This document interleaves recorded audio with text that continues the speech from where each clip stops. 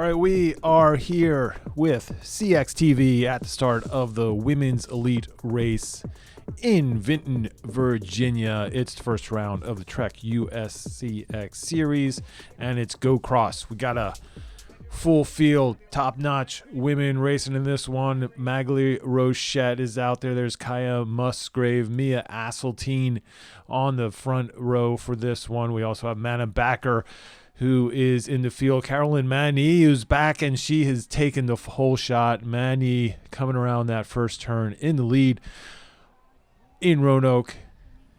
They will make that right turn up onto the grass and then quickly do a U-turn at the top of this and head towards the other side of the road. That is where the biggest feature, the sand, is this year.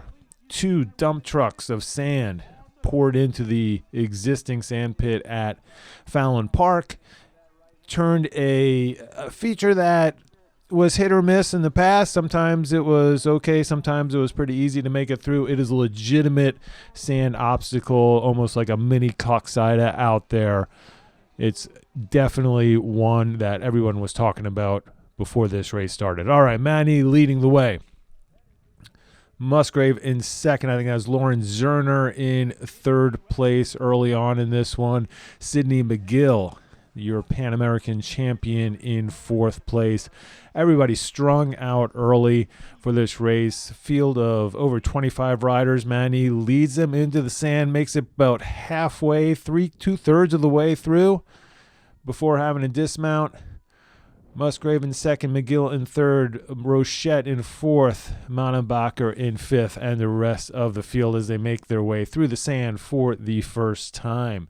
Coming out on the other side of the sand, and it is Rochette who has moved her way into first place, finding the front early in this race. No hanging back for her as they make it to the horseshoe. It is a compact group at the front there. Rochette, McGill coming around the right-hand side. Musgrave still there. Bacher still there. As Maghalie starts to pull forward maybe just a little bit as about the rest of the top 10 comes through. All right, we are at the stairs. First time up the stairs, Rochette now leading, McGill on her wheel. Bacher in third.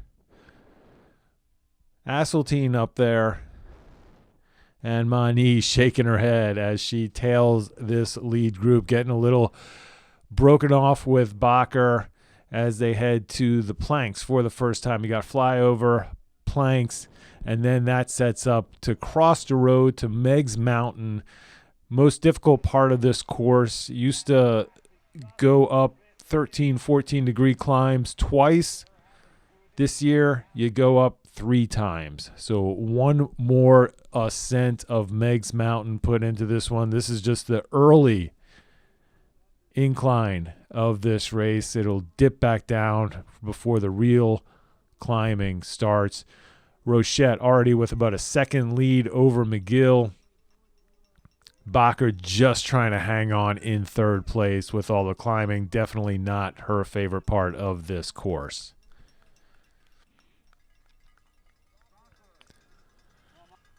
Through the descent, making the turn, Rochette still leading the procession. McGill looking comfortable in second place. Bacher in third, and Mia Asseltine closing the gap up into fourth place. Bit of a surprise to see Asseltine in this one this early, but she is showing that she is able to stick with these leaders. And more it's looking like she may be the only one. Manny starting to drop off of the pace as well as they make the turn for the final ascent up Meigs Mountain. This is the last time they'll dip back down and hit the finishing stretch after this climb. Rochette, McGill, Bacher, Asseltine. That's your top 4. Musgrave behind. I believe that might be Amelia Shea with her.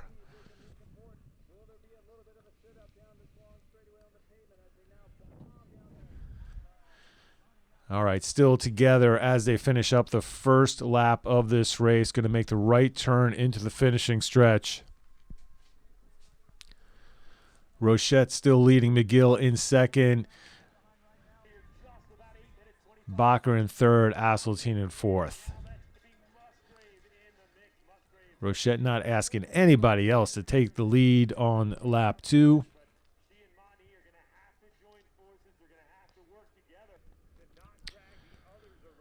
Underneath the flyover, starting to pick up the speed a little bit, but everybody seems to be hanging in there, especially at the climbs are behind them for this lap.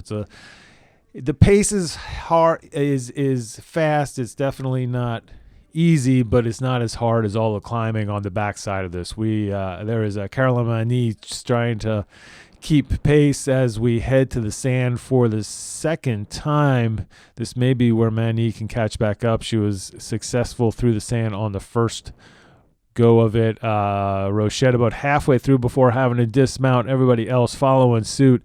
Here comes Mani trying to get back in touch with those leader. Kaya Musgrave also in the sand at the same time of the leaders, and just like that. So this is about 2 minutes past when we went through the sand, and Rochette already has taken a lead, was able to get a gap and keep going, and now on her own on the front, Maghalie Rochette, not like we haven't seen that before, showing the early season form. Not one that loves the heat, and it was definitely hot out there today. Musgrave able to ride those planks. Only one in the women's field to do so. And here's the chase group now led by Mana Bacher, Sydney McGill in third. Asseltine still there, still hanging on, looking strong. But Maghalie Rochette, you can see her at the bottom of the screen as these riders are still climbing. She's already done with her descent and on the finishing stretch as they start lap 3. Bacher in damage control mode now, just trying to keep the gap somewhat reasonable to Rochette, but that is a tall order as she is just flying. She can look to her left, see them, see the gap, see that she's already in a really good position this early into this race, just 3 laps in. Mani on her own now in 5th place. Can see that group up there, just trying with all her might to reel them in. Kaya Musgrave trying to chase down Mani up ahead. Comes Rochette through this off-camber section. Really dangerous little section there. It is so blown out. It's really all you can do just to keep your traction as you come around there.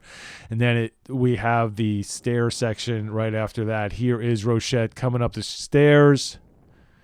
She has already completed them. The rest of the lead group is coming down now. We got McGill leading the way, and McGill goes down, and there is Mana Bacher right into her back wheel and gets caught up in the tape. That's going to take her a couple seconds to untangle. Mia Asseltine was sitting behind both those riders and takes advantage, sees the crash, is able to get by without any damage of her own. McGill was up quickly, but Bacher taking the worst of it, running into the back of McGill, getting caught in the tape, and you can see the gap to McGill.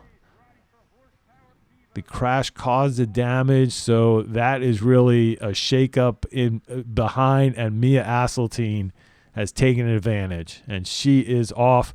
Not looking back, knew that she, this is cyclocross. If a crash happens, that's when you attack. That is, nothing wrong with that. That's what you're supposed to do, and she did exactly that. Is able to get a gap over the rest of the 2 chasers. You can see them in the background there, Bacher and McGill. Bacher is going around McGill on the climbing section.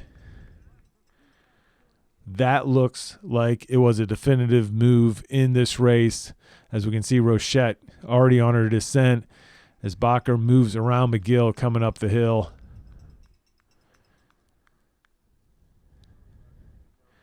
And they should see Asseltine already climbing while they're still descending. There she is. So she was able to take advantage of that crash, but she has extended her lead since then. She it wasn't a fluke. She was the stronger of these 3 riders, was able to stretch out that lead once she got the opportunity to do so. And you can see right there, she is on a mission. sit in second place behind Magali Rochette.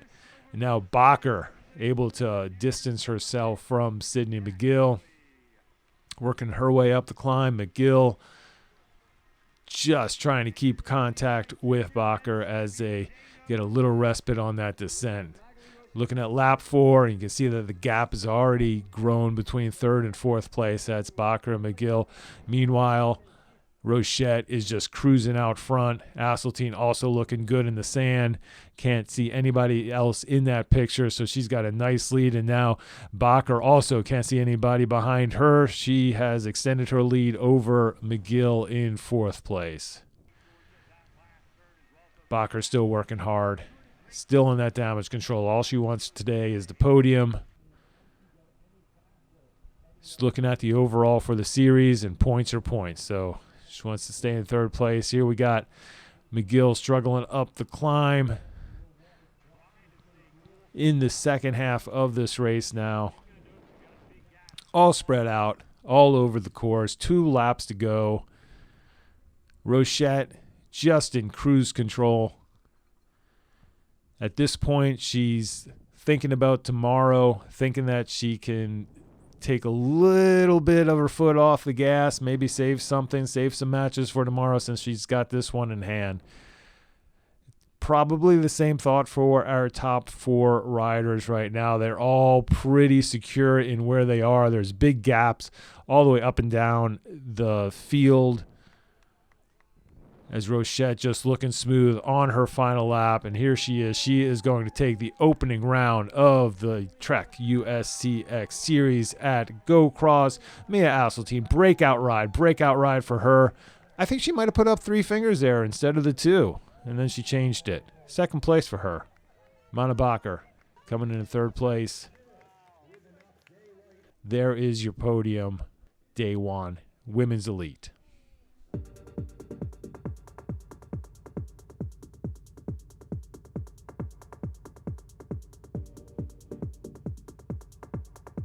Mags. Hi. First race of the season. Yeah. USCX, opening race, Go Cross. It's hot. We know your history with hot races here. Yep.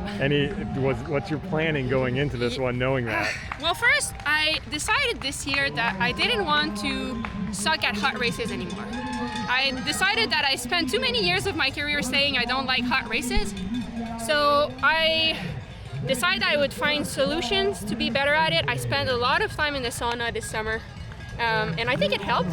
But still, I had a plan. My plan was actually to kind of see how everybody was going. I didn't plan to go that early, but I think someone made a little bit of a mistake behind me. It opened a tiny gap, and I was like, I'll just do like 1 acceleration to see where everybody's at. And the gap opened, so I was like, okay, well, maybe I should just keep it going. But I was hesitant because when it's warm, you don't want to go too full gas too early. But it worked out. Felt great and fun course. Yeah, it's tough to like talk to you about tactics when in this one because it was kind of like decided early on, but maybe just tactics for the weekend. You know, Mia was like pushing hard on the last lap. Yep. I think you had a comfortable gap, but she was cutting into that, which just leads me to believe you had sort of taken your pedal off the gas there at the end. Is that thinking about tomorrow? Absolutely, yeah. Thinking about tomorrow, it's going to be hot, and between you and I knew Mia was going to come in really hot this year because I raced BC bike race with her. She was smashing. She was really strong. She had awesome results on the road as well. So I was like, she's one to watch out, and she's a great climber. So yes, like when I saw that I had a comfortable gap, I said like, okay, better save it because tomorrow is going to be a hard one too. So yeah, happy to be here and stoked for Mia. Like that's solid. Like a podium on one of these races, it's really awesome. So. Anything looking till tomorrow? Anything different or same tactics? I mean, can't tell all my secrets. Come on. No, I think, honestly, I think it's smarter to race as a group a little bit longer here. So if I can do that tomorrow, I think I'll try to do that. And the girls were riding well, and it's good early season, I think, to practice following wheels and getting to that rhythm because, like, this course is super selective, but some of the other ones aren't as selective. So, like, getting ready to play tactics, follow wheels closely, like cornering, that's some things that I need to work on and to get ready for the other races. One more, just they added another climb to the hill. How was that? Thank you guys. No, it was good. I mean, I think they do a good job here with the course. You know, there's a little bit of everything. You have to be watching out on all the corners. It can be slippery. There's lots of off cambers, but that one was a bitch, I have to say.